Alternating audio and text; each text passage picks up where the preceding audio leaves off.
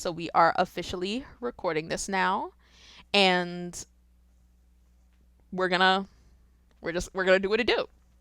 We are going to get into this lecture pretty quickly. I will ask that all questions wait till the very end. That is in the lecture as well. I do it in the intro, but I just wanted to assert up front I will not be paying attention to chat for the duration of the lecture until I'm like prompting and seeking responses, just so I can stay in flow. And yeah, so if everybody is acknowledging that and is excited, I just want some affirmatives in the chat really quick, and then I will get into my lecture.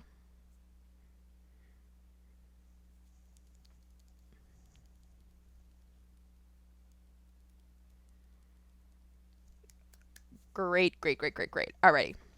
I am happy for that. So, again, as you can see, we are having a lecture about consent, and I have titled it Consent in Perpetuity, Our Yeses, Nos, and Maybes in Praxis. Um, I'm calling it a Consent 300 course. You could obviously see the date and time on there, as well as the name of our fake university, Fuck Your Sex Ed University, which is a real name that I own, which is Fuse, Fuck Your Sex Ed. But obviously, said university is fake. So let's get into it a little bit further. So let's first do our housekeeping. So first, we're keeping those critical thinking caps on super tight the entire time. This is not a beginner's like consent 101 course. We are going to be expanding our understanding with varied theories of consent. We need to be keeping that in mind. Second, we are resisting the urge to hyper individualize. The second you feel the need to ask, but what about? No, stop. Part of critical thinking skills is discerning what information is appropriate when. So, if we are discussing consent and these theories, then we have to keep our analysis within the confines of the theories we are discussing. There's a baseline that will be established very early on in the presentation, but aside from that, other themes and aspects of consent are being explored and challenged. So, we have no need to hyper individualize. It is already specified because it is a conversation about consent. And lastly, we will save all questions until the end of the presentation. There are a few more interactive bits throughout here. I will be vocal about that as things go on. So, who's your professor? Why do I feel qualified to have this conversation? Hi, I'm Nia Allah. I use she, they pronouns, but for the purpose of this lecture, you can call me Professor Nia or Professor Sex. Professor Nia just looked a little more professional when I was putting the presentation together. So before I was a floating head and shoulders that you could like interact with on the internet, I was a sex worker and have been for close to 10 years. I've provided many services over the spectrum of the work that is included but not limited to sugaring, phone sex operating, camming, and in-person BDSM services. I also used to teach sex education specifically to middle and high schoolers. So the basic theories, the more expansive theories are things I'm very familiar with. And considering I have a job that has an inherently complex relationship to consent, I do feel awfully qualified to have this discussion. So, what are our targets? If we successfully meet these, what will make me a happy camper? The first is defining consent. By the end of this, I want us to be able to define consent and how. Next, I want us to be exploring various models of consent. Again, despite consent having its own baseline, there are models and theories within this baseline that we are going to be challenging and or observing. We are also going to be identifying said models in media. I have a few examples from movies and TV shows in recent history that should be, I would hope, pretty clear examples of the varied models we will be discussing tonight. We will also be differentiating legal, medical, and social consent markers because they are not the same. So once we define these things, we need to see when it is appropriate to use them and how. And then last, we're going to be looking to the future of consent, which is how we can go even further from our current understanding of consent in the culture. So, in order to have this discussion, we have to first define consent. How would we define consent? So consent is an intransitive verb, meaning that it is not specific to an object or thing. And its most clear definition, its basic definition, if you will, is to give assent or approval, otherwise to agree. That would be like your Merriam-Webster understanding of consent, but consent can and does apply to many different things in various medical, legal, and social contexts. So, for the purpose of this lecture, unless we are specifically discussing medical or legal scenarios, we are discussing consent related to sexual activity. And so, with that understanding, this is the definition that we are currently starting with. So, this is our baseline, and this is the baseline that we will be interacting with and expanding on as we proceed in the lecture. So, our baseline for consent is an agreement or permission expressed through affirmative, voluntary words or actions that are mutually understandable to all parties involved to engage in a specific sexual act at a specific time. I know it's a bit of a word monster. It's very mouthy of a definition, but I think it is the one that makes the most sense for the conversation we are having and is most concise. So, ultimately, consent is communication. For the majority of human history, we've used language, both written and spoken, to communicate with each other, and it's an important aspect of our history. However, we've always used our bodies and their own accompanied language to communicate as well. It's why we talk about body language and cues. So, much like consent, communication itself is varied. It is context specific, and it continues to evolve concurrent, meaning along with societal needs and norms as we move through society. So, because consent is a form of communication, how do we communicate consent typically? Well, typically we would be communicating consent through touch. We would communicate consent through speech. We would communicate consent through contract. We can communicate consent through silence. And we can communicate consent through gestures. We have an asterisk next to contract and speech because these are measures that are more frequently used in DS or BDSM related dynamics in play, but it can also be used by people who are nonverbal, who are engaging in sexual acts together, because nonverbal people also have sex. So, just personally, in the back of your mind, as we are considering this lecture and going through it, I want you to think about how often you personally think about consent, whether that's something that you think about daily or weekly or monthly, or only when you are actively seeking or giving consent. It's just something I want to keep in mind in the back of your mind. So, before we get into the nitty gritty of what consent is, we will first look at what consent is not. Consent is not a seesaw. We must respect the specificity of consent. So, consent does not function like consent to all or consent to none. There's plenty of space in between. What consent is not is irreparable, meaning regardless of circumstances or prior agreements, consent can be revoked at any given time before or during a sexual encounter. It is not something that is fixed. If you consent to something now, you can always withdraw that consent.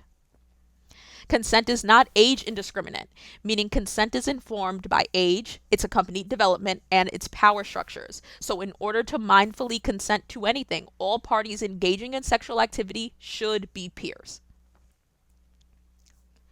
And with that understanding, we can start to look at the models of consent. So it's widely agreed upon that consent should be openly taught and centered in conversations around sex and bodily autonomy, but that doesn't mean all philosophies of consent are functioning the same way. And so what we're going to do for a little while is review some of these.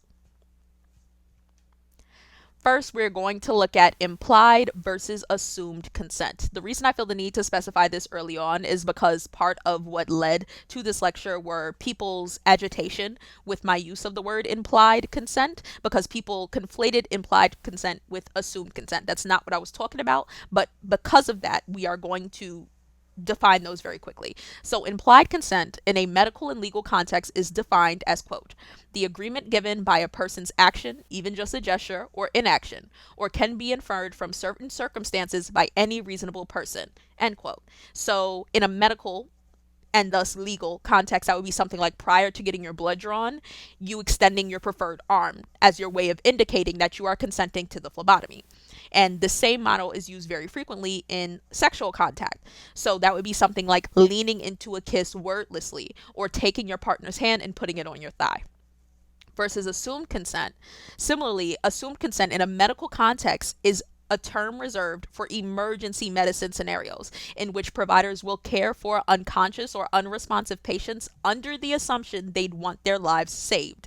In no other context should consent be assumed. So, assuming consent in sexual encounters is heavily discouraged and should not be utilized. We cannot conflate these terms. Implied consent is still expressed consent, it is just non verbally expressed consent, versus assumed consent, which is happening when someone is unable to express consent in any fashion. So we just needed to make that distinction really early on to appease some of the concerns with the rhetoric that I was using before. And the reason that we care to interact with verbal and nonverbal forms of expressive consent is because we want to be building multiple layers of safety. As we covered earlier already, consent is a form of communication. And when consent is communicated nonverbally, that is innately implied consent. Any nonverbal communication, any nonverbal affirmation of consent would be implied consent. And implied consent should never be conflated with assumed consent. They are very separate entities. Ideally, consent will be communicated in multiple ways and times across a sexual encounter, all of which will be valid, but they require frequent check in with partners verbally and non verbally. The hyper reliance on verbal consent as the truest and only affirmation of intent lessens accountability of partners to observe and respect nonverbal communication that indicates a want or need for activities to stop or slow down.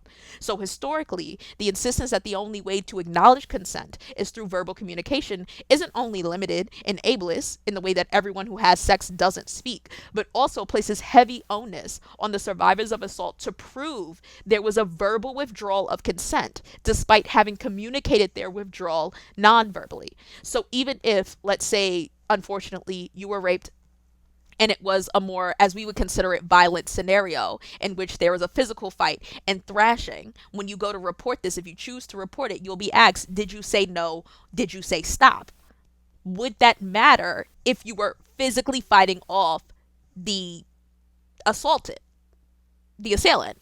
It wouldn't matter because you are using other markers of withdrawal of consent, because we take into account in language not just the physical words being spoken, but the tone and the body language that accompanies it. Is the same reason that in a lot of the languages we speak, whether it be English or Viet or AAVE, we have different tonations for things we are trying to express to each other. Those tonations require some inherent understanding and what's the word I look for? Literacy in body language. And so when we have conversations about consent, we do not want to flatten consent by making it only a verbal encounter, because then that again assumes that verbal communication is the only way we are ever communicating a like or dislike of activity. That gets awfully dangerous when we are discussing survivors. So, what is the baseline? Right? What is the baseline for the conversation that we are having tonight? Our understanding of consent, as well as its models, are expansive. Like I said before, they will continue to change and grow over time. However, there are tenets that apply to almost all current and modern theories related to consent, which are including but not limited to consent being informed, meaning you understand what you are consenting to, consent being revocable, meaning you can withdraw consent at any given time, consent being voluntary, meaning something you are doing of your own free will, and consent being enthusiastic, as in something you are excited to give. That is typically the baseline in all models of consent. And so, with that in mind, let's look at some of these models that have been used over the years and kind of clock their evolution a little bit. The first we'll talk about tonight is Fry's. And Fry's is a model that was developed by Planned Parenthood some years ago for their training modules for sex education that is done by providers and teachers in schools with people typically young. Their model is encouraged for like your middle school and high school age sex ed and health classes. And FRIES stands for freely given, reversible, informed, enthusiastic, and specific consent. It's a simple model that is pretty easy for teens and young adults to remember, and it's never bad to express as a model, but it gets a little more expansive as we move into different modalities of thinking about consent. It's where we see then later in BDSM the first real iteration of consent specific to the activity being SSC, which stands for safe, sane, and consensual. Safe being that there is a knowledge of what you are doing and the techniques required in order to stay safe, because in BDSM we are often talking about play that does have physical risk higher than that of what we would consider like vanilla sex. Sane as in people knowing the difference between like reality versus play versus acting, and being able to acknowledge that. And then consensual, which is again about fervent agreements in whatever is happening. To be clear, any non consensual activity will no longer be BDSM. Like any other assault, it will just become abuse or assault if someone is non consenting. And as we move into different modalities with kink, we see there is an expansion of how we talk about consent. From the SSC model, we get a later model, which is R.A.C.E.D, which is an acronym that stands for Risk Aware Consensual Kink. So R.A.C.E.D seeks to expand on SSC, Safe Sane Consensual's understanding of safety, as well as removing sanest language. Sane, that is a very subjective and politicized term that denies agency to disabled and mentally ill people engaging in partner sexual activity. We don't want to be infantilizing anybody by claiming that there needs to be some baseline sanity in order to have some agency in sexual activity. Again, sanity is a politicized term. It is not something that is objective, and we need to be centering that when discussing consent and how consent can be equitably given. And so, moving from R.A.C.E.D, we now, much more recently in the BDSM community, have decided on PRIC, which is an acronym for Personal Responsibility Informed Consensual Kink. So, PRIC takes the principles of R.A.C.E.D and it expands on the shared obligation of safety, which is why we have personal responsibility centered.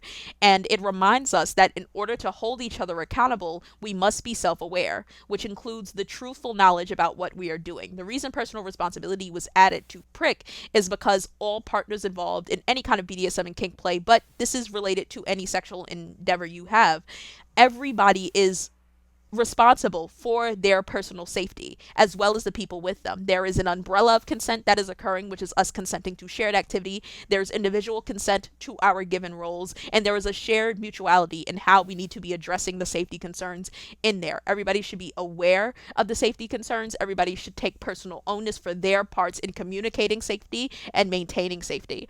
And those are things that we want to be centering in conversations around consent, which is why we saw the move from R.A.C.E.D, which is just risk aware, to PRIC, which is personal responsibility.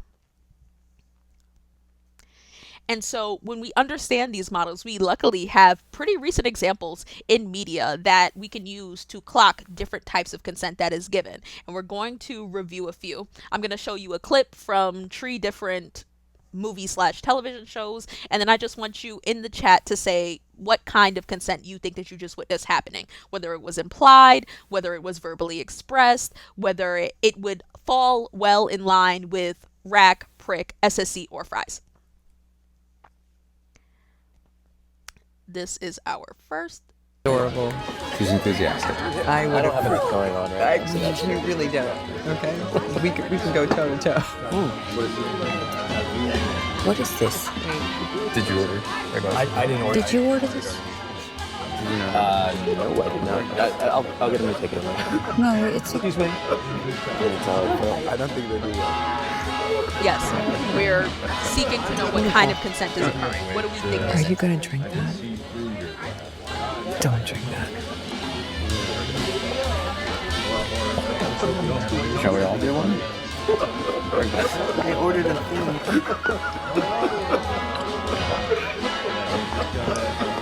I'm impressed. Wow. That was kind of extraordinary.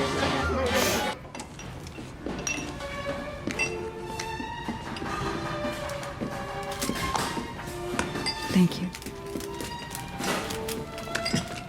Good girl. Okay, what kind of consent do we think that is? How is the consent expressed? What model of consent do we think is most applicable here?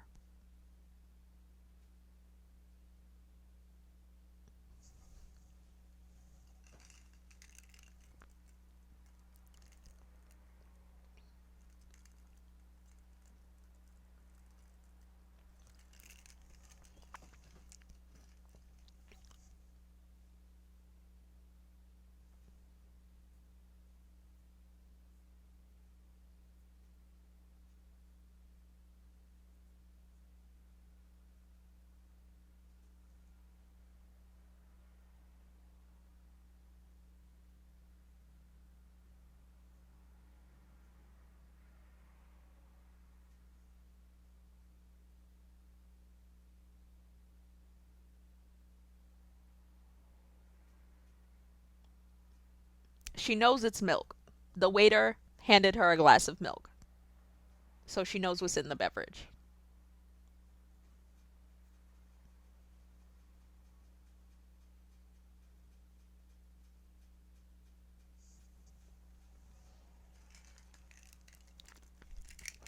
So I think this clip from Baby Girl, the milk scene, gives us a perfect example of implied consent, right? Because we have the waiter bring her a drink.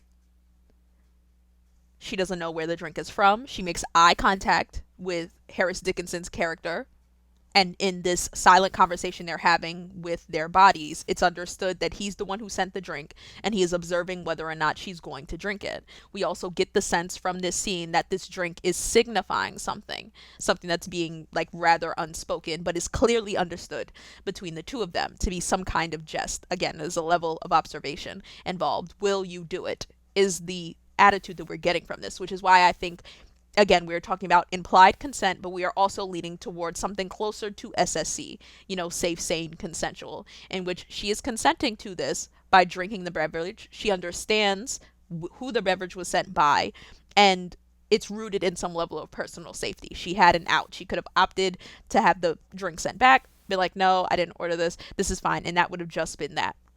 So I would say this is a great example of implied consent falling a little more closely under an SSC model. Let's go to our next.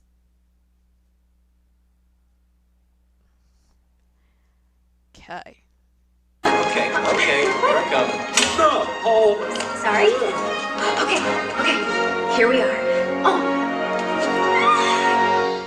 I owe you a sled. Are you serious? Yes! And it's the latest model. No, I can't accept this. You have to. No returns, no exchanges. Queen's orders. She's named you the official Arendelle Ice Master and Deliverer. What? That's not a thing. Oh, sure it is. And it even has a cup holder. Do you like it? Like it? I love it! I could kiss you. I could. I mean, I'd like to. May I? We meet? I mean, may we? Wait, what? We may. Okay. Anna and Kristoff. What are the vibes? What kind of consent?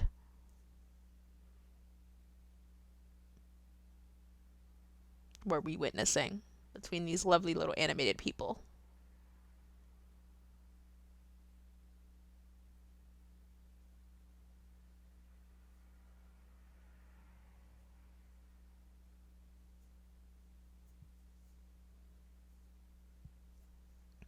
Yeah, so we do see the consent given verbally, it is given explicitly, but also, and I was going to say, also, it is given enthusiastically and it was implied. Yes, exactly. Thank you. Because she initiated kissing him on the cheek after he expressed the want to kiss her. I would say, considering the nature of their relationship and the story, theirs would fall a little more further in line with something like Fry's. So, it is, freely given, it's revocable, it is informed, it's enthusiastic. And so I would say it falls closer in line to Fry's, but we saw both implicit consent with her leaning in to kiss him on the cheek as her consent to have a kiss, as well as verbal consent, where after she says you may, after he is, fumbled his way through asking to kiss her. So exactly, great. I am liking this so far. And our last example, exactly, there were multiple layers of consent that we saw in that one interaction. And what would we say? None that were more or less affirmative. The consent was clear in all iterations. Yes, this will be posted after class. The lecture will be posted after class. It's going to be on YouTube for replay tomorrow. And this is our last one from one of my favorite movies for teens. That is...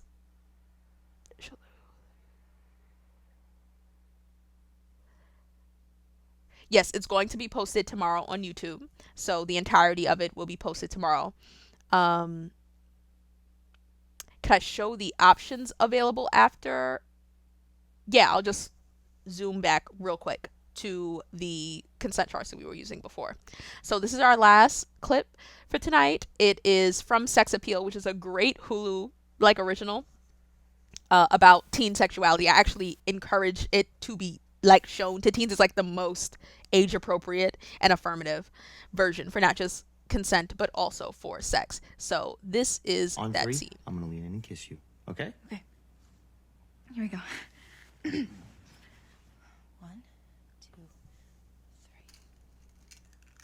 3. Turns out I'm a lefty. Yeah.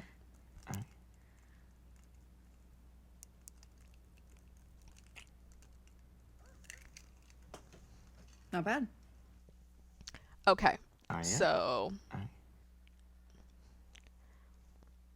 out of our options here, we have fries,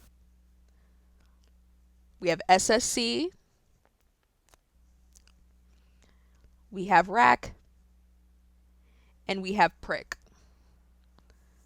So of those options, what do we think we just saw in this clip of Mika and Jake?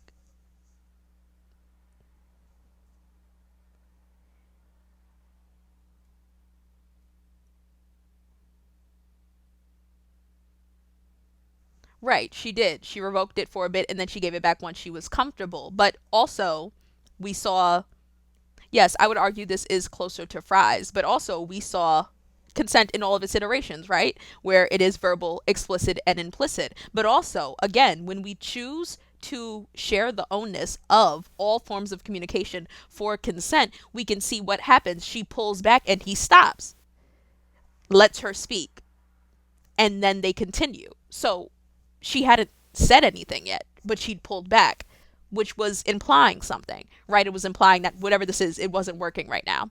And Jake gave pause. So it's important when we discuss consent not to hyper stress the verbal nature of it, because consent can still be withdrawn or given when it is implied in a way that is easily communicated and understood between all parties involved. If we were to hyper rely on verbal consent, one could argue if she pulled back and if he pursued her again and kissed her, he could say, well, you said yes a few seconds ago, because we are deciding the only thing you have to rely on is the verbal consent. This is also how we see coercive situations happen, in which people, again, thinking in more of a legal context, because that is where usually did she say no, did you stop, did he say no, did he stop, comes into play. People can coerce a verbal yes out of you because it is hyper stressed in the culture as the truest and most affirmative form of consent. And so when we move away from verbal being the only form of legitimate consent, we move actually closer to safety, because like we talked about before, we want multiple avenues of safety available to us for all parties involved during the duration of a sexual encounter. So yeah, you guys are doing great. And so once we move past these more basic and clearer understandings of consent, we have to start to discuss consent that is a little more complex. So this is where we look at the case for the enthusiastic maybe. So a large issue with widely used consent models currently is the insistence of the enthusiastic yes. In most of the models we talked about, there is some rooted understanding that there should be an enthusiastic expression of consent in order for the consent to be earnest.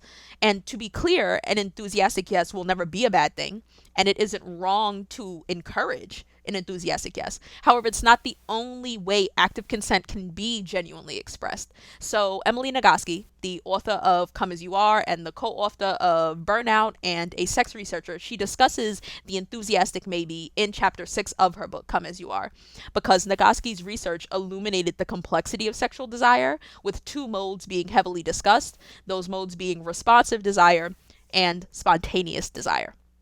So her research explains that sexual desire is a dual mechanism function within our brains. Emily refers to this as the accelerator and the brake of sexual desire, respectively. And so spontaneous desire, which we're socialized to believe is the baseline, means the anticipation of sex and presence of arousal is enough to produce desire. So a great example of that is thinking about how sexy or attractive you find your partner has you ready to like go. that's enough to inspire desire in you. Whereas responsive desire occurs due to stimulation that's inspiring those feelings of arousal and desire. So, an example of that would be making out with your partner or cuddling naked, and those being the reasons you start to begin to feel arousal. Sometimes people will not see arousal and desire begin until they have begun to have sex. So, to engage with this framework, it calls to question the frequent sentiments about if it's not an enthusiastic yes, it's a no. Nagoski's research agitates previously held beliefs about consent because consent is complex, and as all issues of bodily autonomy are, and it attempts to crystallize the communication of consent, it finds itself being flattened. So this is how we see that widespread adoption of anything less than an enthusiastic yes is a no.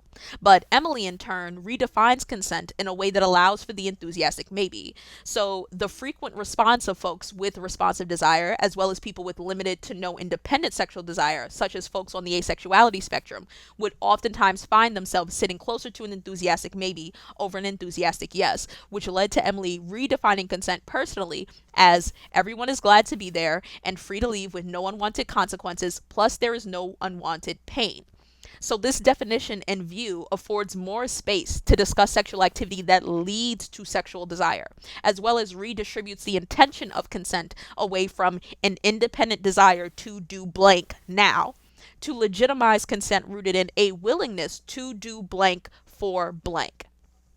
So Emily's consent theory shares tenets with models that interact with consent as something outside of a yes-no binary altogether, and recognizes that we consent to all sorts of things for a variety of reasons, and that as long as that consent is expressed and informed, it is still genuine consent.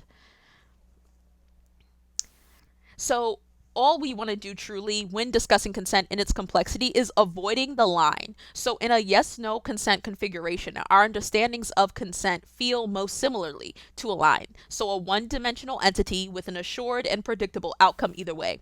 This hosts little space for the specificity of our yeses and our nos. If we're to interact with consent as a conditional entity that moves through time, then we must practice consent that is discerning in its communication. So if our yeses are our yeses and our nos are our nos, we're failing to advocate for consent that is specific and expressive.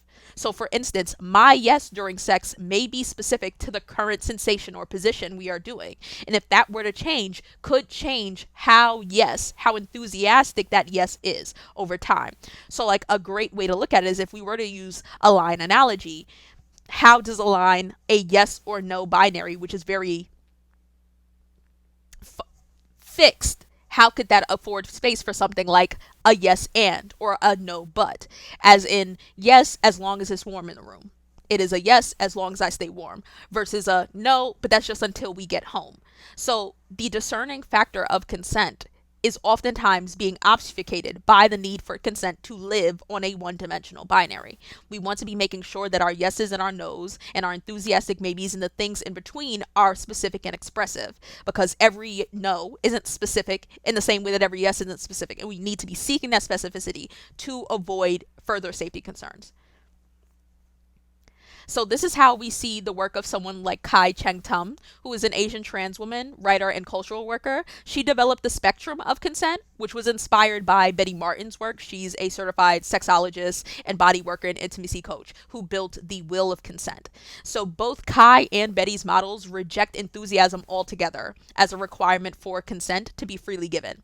They speak of consent as a dynamic entity motivated by many factors, and that one's willingness to express consent goes beyond a personal desire for the acts they're currently consenting to. So Kai specifically found this model more useful when discussing transformative justice, sexual transgressions, and erotic labor, also known as sex work. So in Kai's model, we see the spectrum of consent just continue to swell, but have some rooted autonomy in its presentation. So in Kai's version, you have enduring at its most extreme, which is this is something that is hurting me, but I feel like I can't say no. Then she posits tolerating, which is this is something I'm putting up with, but is, eh.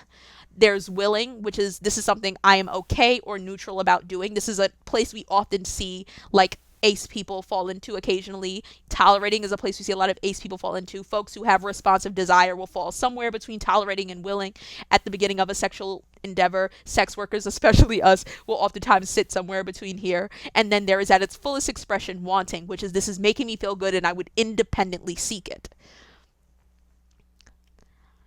And so, considering all of these rather complex models of consent we've discussed so far tonight, you might ask, how do I go on to define consent?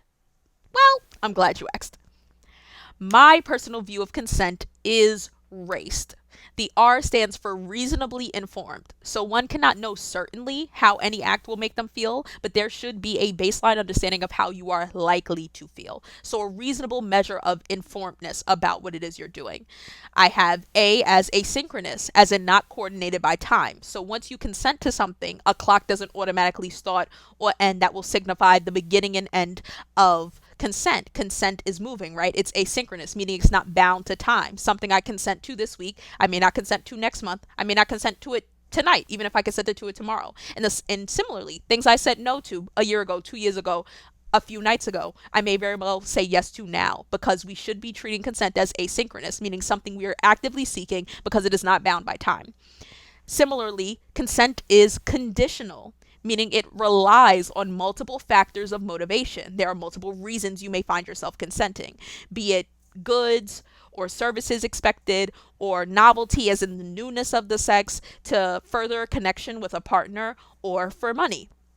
Consent should be expressive, meaning the clearest methods for communicating with your current partners are actively used and understood in a mutual fashion. So a perfect example of that would be if you had a gagged partner and you use 3 loud taps to signify the need for a stop and check-in, or an affirmative thumbs up if they're doing okay, or just a plain verbally stated no. And last, consent is dynamic, meaning it's a moving entity prone to change with multiple avenues and aims. This is something that we need to be actively pushing the envelope on frequently, because consent continues to grow more complex as we find ourselves specifically in a society like ours that asks us to consent to things we may not want to freely do oftentimes for survival's sake. We need to be able to hold space for all of that in our current understandings of consent. Within the R.A.C.E.D framework, we treat consent more like a prism rather than a line, meaning it's a fixed structure with the same goal, but different ways of interacting with it. Similarly, if you pick up a prism and you move it through the light, light will always be going through the prism, but it will be refracted in a vast majority of ways. Does not change the fact that it is indeed a prism and light. That is the avenue at which you are able to experience these colors. So when discussing sexual acts amongst peers, our central encouragement, regardless of the model we find most accurate, should be transparency with partners and a heavy stress on bodily autonomy. If we truly believe people own their own bodies, then we must accept their reasonings for proceeding or stopping may be beyond our own current understanding, but it doesn't make those reasons any less valid, and they should be respected regardless. And that is all, folks. That is all. We are going to move into our Q&A portion of this lecture now. If there are any questions, thoughts, concerns, this is the time to lay it on me.